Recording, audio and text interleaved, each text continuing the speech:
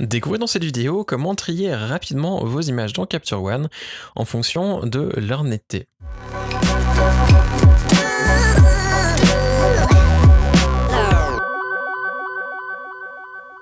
Salut, je m'appelle Quentin Descaillets. Vous pouvez retrouver mon travail sur quentindescaillets.com ou sur facebook.com/quentindescaillets.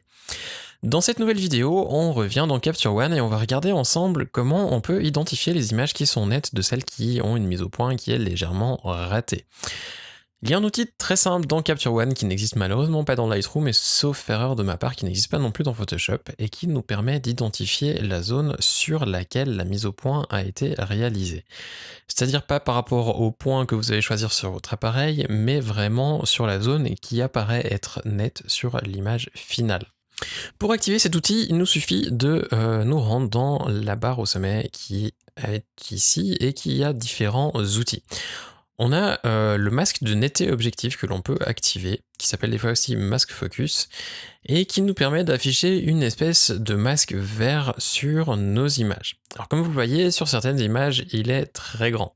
Un excellent exemple, c'est cette image-là, avec les valeurs par défaut, c'est pas toujours génial. Je vais simplement redésactiver et vous allez voir que pour une image qui a été photographiée à f1.4, on n'a effectivement pas grand-chose qui est net à part les cils. Si je reclique sur mon masque, on voit que lui me dit qu'il y a quand même bien plus que juste les cils qui sont nets. C'est donc un petit peu un problème. Ce que l'on va faire pour corriger ce souci, c'est ajuster selon nos préférences. On se rend donc dans le menu Capture One Préférences. Si vous êtes sur Windows, ça doit se trouver dans le menu Fichier, sauf erreur de ma part. Et on va se rendre dans Mise au point. Dans les préférences de la mise au point, on a différentes choses. On a un premier truc qui s'appelle le seuil et qui va nous permettre de définir à quel point on veut que le masque soit restrictif ou non. Plus la valeur est grande, plus ce sera restrictif, et plus la valeur est petite, moins ce sera restrictif. Si on descend, on voit que l'on a énormément de choses en vert. Je vais donc l'augmenter un petit peu jusqu'à ce que je trouve vaguement quelque chose qui correspondrait à mes yeux, ce que j'accepterais comme étant net.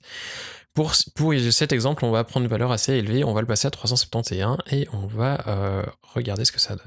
On voit que l'on a maintenant donc uniquement nos cils qui sont en vert avec quelques autres petites zones qui peuvent éventuellement apparaître comme étant nettes. On a une autre option qui s'appelle l'opacité qui nous permet simplement de changer l'opacité du masque. Personnellement, j'aime pas quand la valeur est trop élevée, sinon on voit plus du tout ce qu'il y a derrière.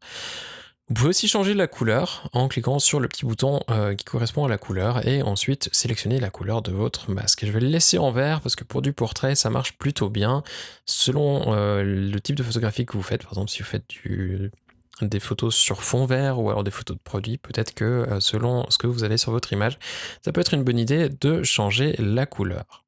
On va refermer tout ça et on va ensuite retourner dans le mode navigateur. On va donc faire commande ou CTRL Y pour retourner en mode navigateur et on a maintenant nos différentes images qui apparaissent avec un masque qui est nettement plus restrictif. Encore un petit mot d'attention par rapport à ce masque, c'est sur certaines images, selon l'objectif que vous employez, vous pouvez avoir des surprises après avoir réglé vos préférences. Comme vous le voyez ici, celle-ci n'a qu'un seul cil qui est net. C'est comme une image que je vais garder parce qu'elle a été photographiée avec le 58 mm 1.4 de Nikon à 1.4 et avec cet objectif, on a souvent l'impression d'avoir un petit voile sur nos images. Et de ce fait, Capture One peine un petit peu à retrouver la netteté parce qu'effectivement l'image n'est pas complètement nette, mais elle n'est pas non plus totalement floue, pour moi elle est utilisable. Donc après avoir réglé ces préférences là, il vaut mieux quand même faire attention si vous avez une image qui vous paraît floue ou alors dont la netteté paraît être au mauvais endroit, de l'agrandir et de quand même regarder si le résultat vous plaît ou non et si effectivement elle est à garder ou non. C'est surtout utile si vous faites de la photographie de mariage et que vous avez des séries de 3 ou 4 images qui se ressemblent particulièrement, mais que vous voulez conserver uniquement la photo la plus nette ou la plus piquée. Et avec cet outil-là, vous allez simplement pouvoir sélectionner celle qui correspond le plus rapidement possible sans avoir à zoomer sur chaque image en détail.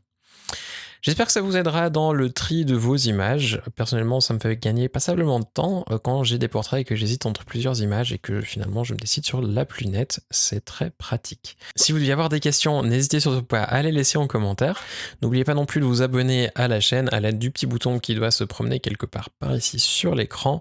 Et en attendant les prochaines vidéos, je vous souhaite de passer une excellente journée. À bientôt!